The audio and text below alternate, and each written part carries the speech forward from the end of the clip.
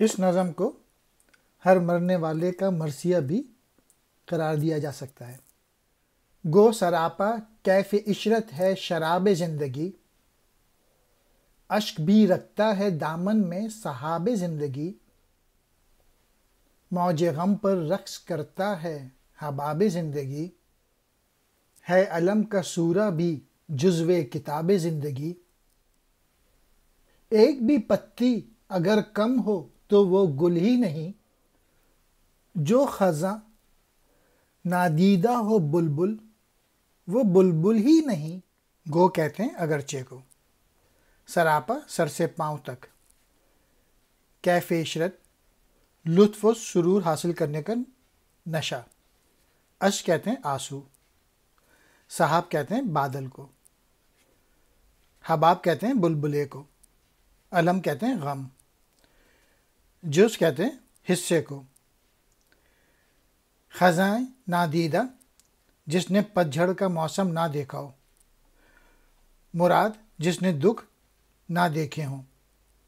علامہ اقبال کہتے ہیں کہ زندگی میں اگرچہ عیش و عشرت کا نشہ موجود ہے مگر اس میں دکھ بھی موجود ہیں، یعنی زندگی محض عیش و عشرت کا نام نہیں، اس میں دکھ بھی آتے ہیں، غم بھی آتے ہیں۔ زندگی کا جو بلبلہ ہے وہ غم کی موج پر ناچتا رہتا ہے، اور زندگی کو ایک کتاب سے تعبیر کر لیتے ہیں تو ماننا پڑے گا کہ غم اس کتاب کا اہم باب ہے۔ جس طرح پھول میں اگر ایک پتی بھی کم ہو تو وہ پھول نہیں کہلاتا، اور وہ بلبل جس نے غزاں نہ دیکھی ہو وہ بلبل نہیں کہلا سکتی۔ آرزو کے خون سے رنگی ہے دل کی داستاں، نغمہ انسانیت کامل نہیں غیر از فغاں، دیدہ بینا میں داغ غم چراغ سینہ ہے، روح کو سامان زینت آہ کا آئینہ ہے، حادثات غم سے ہے انسان کی فطرت کو کمال، غازہ ہے آئینہ دل کے لیے گرد ملال، غم جوانی کو جگہ دیتا ہے لطف خواب سے، ساز یہ بیدار ہوتا ہے اسی مضراب سے، طائر دل کے لیے غم شہپر پرواز ہے، راز ہے انسان کا دل، غم انکشاف راز ہے، غم نہیں غم روح کا ایک نغمہ خاموش ہے، جو سرود بربط ہستی سے ہم آغوش ہے۔ کامل کہتے ہیں مکمل کو، غیر از فغاں فریاد کے بغیر، دیدہ بینا دیکھنے والی آنکھ، سامان زینت سجاوٹ کا باعث، آہ افسوس، غازہ سرخی پاؤڈر، گرد ملال دکھ کی دھول، لطف خواب نیند کا مزہ، مضراب ستار بجانے والا چھلا، طائر کہتے ہیں پرندے کو، شہپر پرواز اڑنے کے لیے بڑے بڑے پر، انکشاف راز بھید کھل جانا، سرود کہتے ہیں نغمے کو گیت کو، بربط ہستی زندگی کا ساز یا باجا، ہم آغوش ساتھ ملا ہوا۔ انسان کی جو کہانی ہے اس میں خواہشات اور تمناؤں کا خون ملا ہوا ہے کہ تمنائیں پوری نہیں ہوتی ہیں، اور اسی طریقے سے انسان اس وقت تک مکمل نہیں ہوتا اگر اس کے پاس خوشی کے ساتھ ساتھ غم موجود نہ ہو۔ غموں کی وجہ سے، حادثوں کی وجہ سے انسان کی فطرت اپنے کمال تک پہنچتی ہے۔ اہل نظر کے لیے غموں کے داغ ان کے سینوں پر چراغوں کے مانند ہیں۔ دل کے آئینے میں جو دکھ ہے، جو درد ہے، اس کو ایک خاص اہمیت حاصل ہے، اور غم کی وجہ سے سوئی ہوئی جوانی بھی جاگ جاتی ہے، اور جوانی کا ساز غم کی مضراب سے ہی نغمے پیدا کرنے کے قابل ہوتا ہے، اور مزید یہ کہ اگر دل کو ایک پرندہ تصور کر لیا جائے تو یہ غم کی کیفیت ہی ہے جو اس کی پرواز کے لیے پروں کا درجہ رکھتی ہے۔ اور اگر انسان کے دل کو ایک راز سمجھ لیا جائے تو اس راز کا انکشاف غم کی وجہ سے ہوتا ہے۔ غم کی کیفیت روح انسانی کے لیے ایک خاموش نغمے کی مانند ہے، اور وہ ایسا نغمہ جو سازوں سے ہم آہنگ ہوتا ہے، جو کہ انسانی فطرت کا تقاضا ہے۔ مین میسج اس بند کا یہ ہے کہ غم زندگی کا ایک اہم جزو ہے، جس کے بغیر زندگی نامکمل اور بے معنی ہوتی ہے۔ شام جس کی آشنائے نالۂ یارب نہیں، جلوہ پیرا جس کی شب میں اشک کوکب نہیں، جس کا جام دل شکست غم سے ہے نا آشنا، جو صدا مست شراب عیش و عشرت ہی رہا، ہاتھ جس گلچین کا ہے محفوظ نو کے خار سے،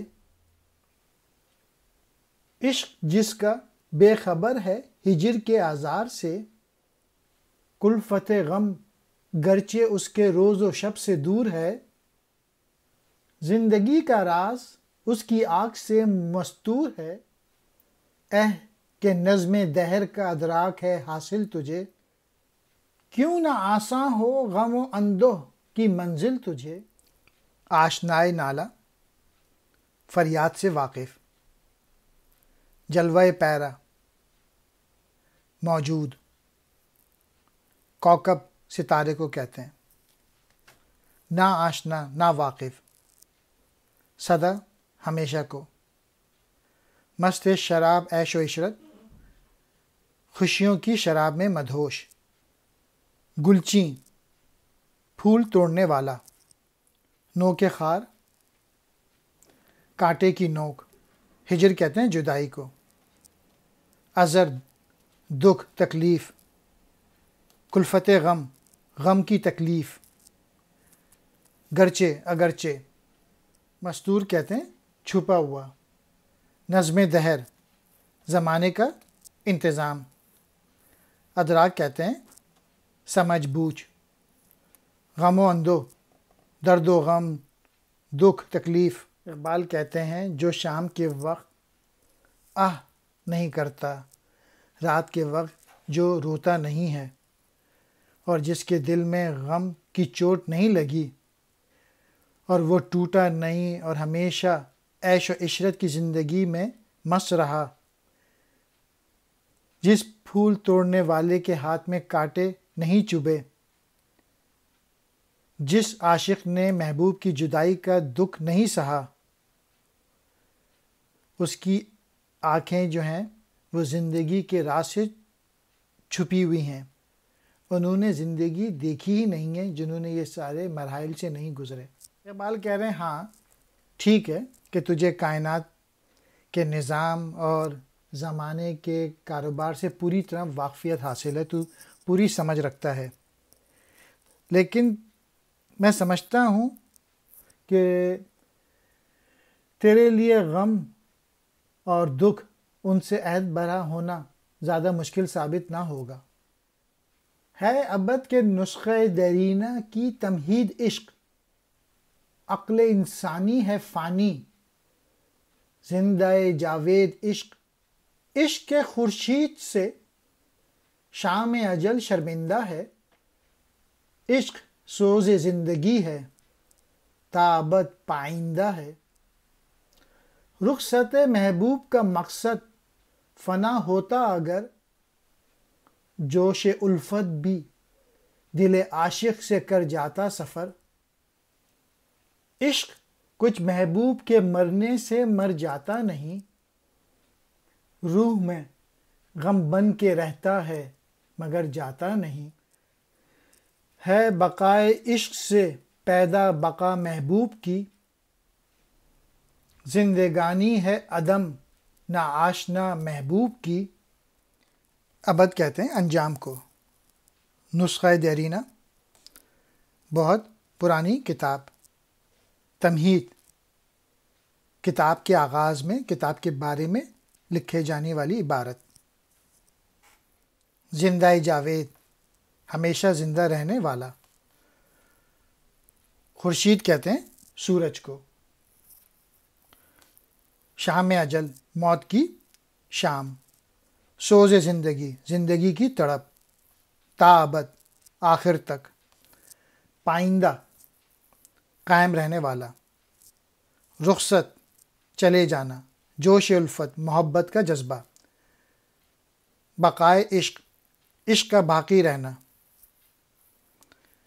بقا کہتے ہیں باقی رہنا۔ مین میسج یہ ہے کہ عشق ہمیشہ رہنے والا ہے اور انسانی عقل جو ہے وہ فنا ہو جاتی ہے، ختم ہو جاتی ہے۔ عشق کے لیے موت نہیں، عشق کے صورت سے موت کی شام شرمسار ہے۔ عشق زندگی کا سوز ہے، عشق ہمیشہ رہنے والا ہے۔ اور اگر محبوب کے مر جانے کا مطلب فنا ہوتا تو پھر عشق کے دل میں محبت کا جوش باقی نہ رہتا۔ محبوب کے مرنے سے اس کا عشق نہیں مرتا، بلکہ وہ تو روح میں بس جاتا ہے۔ عشق کے باقی رہنے کا مطلب محبوب کو فنا نہیں اور اس کی زندگی پہ فنا کی کیفیت طاری نہیں ہوتی۔ آتی ہے ندی جبین کو سے گاتی ہوئی، آسماں کے طائروں کو نغمہ سکھلاتی ہوئی۔ آئینہ روشن ہے اس کا صورت رخسار حور، گر کے وادی کی چٹانوں پر یہ ہو جاتا ہے چور۔ نہر جو تھی اس کے گوہر پیارے پیارے بن گئے، یعنی اس افتاد سے پانی کے تارے بن گئے۔ جوئے سیماب رواں پھٹ کر پریشاں ہو گئی، مضطرب بوندوں کی ایک دنیا نمایاں ہو گئی۔ ہجر ان قطروں کو لیکن وصل کی تعلیم ہے، دو قدم پر پھر وہی جو مثل تار سیم ہے۔ ایک اصلیت میں ہے نہر روان زندگی، گر کے رفس سے ہجوم نوع انساں بن گئی۔ پستی عالم میں ملنے کو جدا ہوتے ہیں ہم، عارضی فرقت کو دائی میں جاں کر روتے ہیں ہم۔ جبین کو، پہاڑ کا ماتھا۔ طائروں، پرندوں۔ صورت رخسار حور، حور کے گال کی طرح۔ گوہر کہتے ہیں موتی کو۔ افتاد، گرنے کی حالت۔ جوئے سیماب رواں، بہتے ہوئے پارے کی ندی۔ پریشاں، بکھر جانا۔ مضطرب، بے چین۔ نمایاں، واضح۔ ہجر کہتے ہیں جدائی کو۔ وصل، ملاقات۔ جو کہتے ہیں ندی کو۔ مثل تار سیم، چاندی کے تار جیسی، یعنی چمکدار۔ اصلیت کہتے ہیں حقیقت کو۔ رفت کہتے ہیں بلندی۔ ہجوم نوع انسان، انسانوں کی بھیڑ۔ پستی عالم، دنیا کی پستی۔ عارضی، کچھ دیر کے لیے۔ فرقت، جدائی کو کہتے ہیں۔ جان کر، جانتے ہوئے۔ پہاڑ کی پیشانی سے ندی گاتی ہوئی آ رہی ہے اور آسمان کے پرندوں کو اپنے نغمے سکھلا رہی ہے۔ اس کا آئینہ حور کے گال کی صورت روشن اور چمکتا ہوا ہے، اور جب وہ پہاڑ کی چٹانوں اور اس کے دامن میں پتھروں پہ جب وہ گرتی ہے تو اس کا یہ آئینہ چور چور ہو جاتا ہے، اور ندی پیارے پیارے موتیوں کا روپ دھار لیتی ہے اور موتی نیچے گر کر تارے بن جاتے ہیں۔ ندی جو کہ آپ کو پارے کی طرح نظر آتی ہے اور پھر وہ جب نیچے گرتی ہے تو الگ الگ بوندیں نظر آتی ہیں، لیکن یہ جو قطرے ہیں پھر جا کے نیچے مل کے دوبارہ ندی بن جاتے ہیں۔ یعنی یہ جو بوندیں تھیں یہ جو کہ جدا ہو گئی تھیں بعد میں وہ جا کے مل جاتی ہیں، یعنی وصل سے پہلے جدائی کی تعلیم دیتی ہے یہ ندی بھی۔ وہ بلندی سے گری تو انسانوں میں بٹ گئی، انسان ایک دوسرے سے جدا ہوئے، لیکن یہ جدائی پھر سے ملنے کی بشارت دیتی ہے۔ ہم اس جدائی کو موت کا نام دیتے ہیں اور بچھڑنے والے کے لیے روتے ہیں، مگر ہمیں پھر سے ایک جگہ اکٹھا ہونا ہے۔ مرنے والے مرتے ہیں لیکن فنا ہوتے نہیں، یہ حقیقت میں کبھی ہم سے جدا ہوتے نہیں۔ عقل جس دم دہر کی آفات میں محصور ہے، یا جوانی کی اندھیری رات میں مستور ہو، دامن دل بن گیا ہو رزم گاہے خیر و شر، راہ کی ظلمت سے ہو مشکل سوئے منزل سفر، خضر ہمت ہو گیا ہو آرزو سے گوشہ گیر، فکر جب عاجز ہو اور خاموش آواز ضمیر، وادی ہستی میں کوئی ہم سفر تک بھی نہ ہو، جادو دکھلانے کو جگنو کا شرر تک بھی نہ ہو، مرنے والوں کی جبیں روشن ہے اس ظلمات میں، جس طرح تارے چمکتے ہیں اندھیری رات میں۔ مرنے والے مرتے تو ہیں، فنا نہیں ہوتے، وہ ایک جگہ سے دوسری جگہ منتقل ہوتے ہیں اور ہم سے جدا بھی نہیں ہوتے، کیونکہ بہت جلد ہم ان سے ملنے والے ہیں، یعنی موت ہمیں بھی لے آئے گی اور ہم پھر اکٹھا ہو جائیں گے۔ جو لوگ اس دنیا سے چلے جاتے ہیں، ہمیں ان سے سبق سیکھنا چاہیے، ان کی بائیوگرافیز ہمیں پڑھنی چاہیے، وہ ہمارے لیے مشعل راہ ہوتے ہیں۔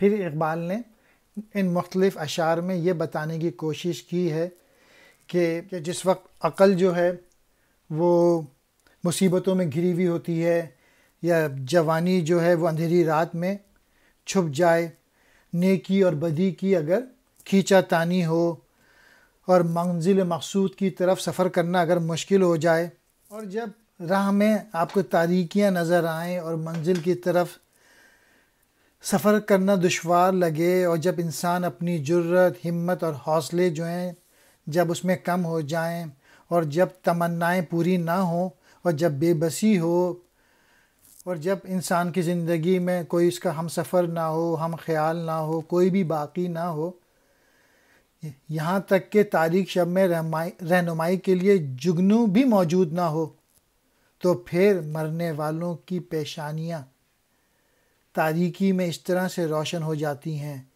جس طرح اندھیری رات میں تارے چمکتے ہیں، اور ان کی روشنی مسافر کے لیے مشعل راہ کا کام دیتی ہیں۔